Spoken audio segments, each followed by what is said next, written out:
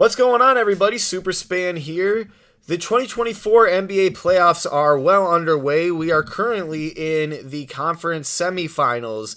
We've got some phenomenal matchups here. The Denver Nuggets are taking on the Minnesota Timberwolves, where the Timberwolves are currently leading the series 2-1, and Anthony Edwards is looking like a future MVP. But he's got to get past the current and three-time MVP Nikola Jokic. Now, many people are debating whether or not it should have been guys like Shai Gilgeous-Alexander or Giannis or Luka Doncic even. I feel like maybe it should have been Shai, but it's not like Nikola Jokic was averaging 10, 5, and 4. The guy is absolutely insane. He could win it any year. I still feel like he should have won it last year, but Joel Embiid is phenomenal as well. He's insane. Okay, you can't say that Joel Embiid didn't deserve it, because really there's a handful of guys that deserve it every year. You got Joel Embiid, you got Shai now, you got Luka, Giannis, Jokic. I mean, Brunson even, and I really think Anthony Edwards is going to be thrown into that mix very, very soon. I think right now he's playing like a superstar, and he has been all year really, so that's not much of a surprise. But he hasn't really been considered a true MVP candidate until, I would say, now. I think people are going to seriously start putting him in the MVP power rankings next year, really. But yeah, let's talk about that Minnesota and Denver series. Right now, the Minnesota Timberwolves are up 2-1. The first game, Anthony Edwards absolutely went off for 43 points and really put himself into a sort of MVP caliber race, you know? I am super excited to see how the rest of this series plays out. I honestly think that the Timberwolves could make it to the finals and win it. They are playing that good. You are up 2-1 over the NBA champions of last year. And you're playing against a 3-time NBA MVP and able to, they're not really stopping him, but they are doing enough to where they're able to beat him. They're looking like a phenomenal defensive team.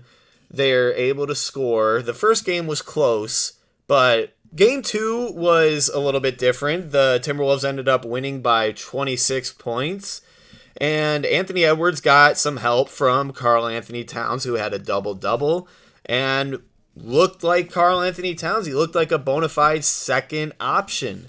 And that's really what Anthony Edwards needs in order to help propel this team into true championship contention. And honestly, look, again, do not be surprised if the Timberwolves are able to make it to the finals and possibly win it.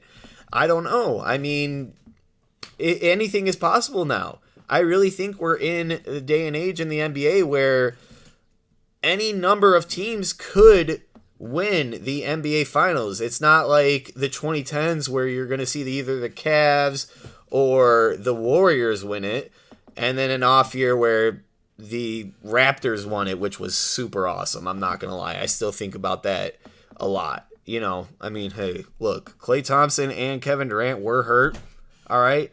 But Toronto, you had a phenomenal series, all right? Kawhi Leonard, that was an all-time playoff performance. That entire postseason, it was so cool. But Game 3 is where it really took a turn for the Denver Nuggets. They blew out Minnesota, 20-piecing them, giving them a piece of their own medicine, where they had 3 starters score over 20 points. Nikola Jokic had an insane 24, 14, and 9 performance. Jamal Murray looking like Jamal Murray. Thank goodness for them. And Michael Porter Jr. 21 points. I still wish the Bulls would have gotten him, but that's neither here nor there. But you know what? I had to mention that it is the day of the NBA draft lottery, so good luck to all those teams. Maybe the Spurs will get the number 1 pick again and rig their maybe get another superstar, who knows. But no, all jokes aside, I'm excited to see what happens. It's not the most exciting draft in recent history, but I still get a little excited for the lottery. But yeah, I mean, the Nuggets are still down 2-1, but I mean, it's better than being down 3-0, obviously, right? I mean, I know, breaking news. But look, I fully anticipate a lengthy series between these two teams. I think it's going to be phenomenal. Moving on to another great series, we got the Dallas Mavericks taking on the OKC Thunder. As it stands right now, the Mavericks are up 2-1. Luka and Kyrie are just absolutely killing it. They are a decently well-rounded team. I feel like more so than people give them credit. But, obviously if you have Luka Doncic and Kyrie Irving as your 2 stars, you're going to be good. You're going to do just fine in the playoffs. The OKC Thunder ended up taking game 1, where Shai Gilgeous-Alexander had a phenomenal game. He scored 29 points, 9 rebounds, and 9 assists. Second leading scorer for them was Chet Holmgren. He had 19 points and 7 rebounds. Jalen Williams, 18 points, 5 rebounds, 5 assists. I'm curious to see where the rest of this series takes us. But look, like I said, anytime you got Luka Doncic on your team alone, right, that's an MVP caliber player right there. That is a megastar, past superstar, if you ask me. And then you got Kyrie Irving, who's a future Hall of Famer, first ballot. No ifs, ands, or buts. And then you got really good assets on this team, like PJ Washington, who in Game 2 had a phenomenal game, getting 29 points and 11 rebounds, as well as Luka getting 29 points and 10 rebounds. I mean, look, they're a dangerous team. Kyrie Irving didn't even score a lot that game. He got 9 points and 11 assists. This team is dangerous. It's a team that could go off at any given moment. They got 2 guys, evidently 3, that could just pop off on you in an instant. That was more of a close game, 119-110. But look, I mean, they're not a team that you can sleep on. But look, they are a 5th seed, but they got a lot of scoring talent on that team. Kyrie didn't even score a whole lot in Game 2, and they still ended up winning. Obviously, it helps when you got Luka and PJ Washington each scoring 29 points and grabbing double-digit rebounds. But the Thunder didn't get a whole lot of help from anybody other than Shai Gilgeous-Alexander there. Jalen Williams scored 20 points. Chet Holmgren had a pretty not great performance there, 11, 6, and 6. But look, they're all still very young. That doesn't mean that they won't spark a decent run in the postseason here. I think that if they can eke out a win against the Dallas Mavericks and then, maybe go on a decent run, who knows? Anything's possible. I still think that it's going to be really tough for them to get past either Minnesota or Denver, but who knows? Anything is possible. They're a phenomenal young team, and I think for many years to come, they're going to be a problem in the Western Conference. Moving on to Game 3, we got another really close one. They ended up losing by 4, and SGA, another great performance. He is having a phenomenal postseason. And this is only, his second time being in the postseason? And he scored 31, 10, and 6, but not a lot of help from his teammates. Second leading scorer there was Jay Will with 16, 8, and 6. But look, that man Luka Doncic is insane. Going off for 22, 15, and 5. Getting a lot of help from Kyrie and once again PJ Washington, who scored 27 and 6. Moving on to the Eastern Conference, we've got the Boston Celtics versus the Cleveland Cavaliers. That series also stands at 2-1. Now, I'm going to be honest, I did not see the series being this close. It's another one that could go either way. the Boston Celtics really haven't been that phenomenal in the playoffs the last few years as we all thought they would. Everybody puts them on this high pedestal, but honestly, the Cleveland Cavaliers are not an easy team to go up against.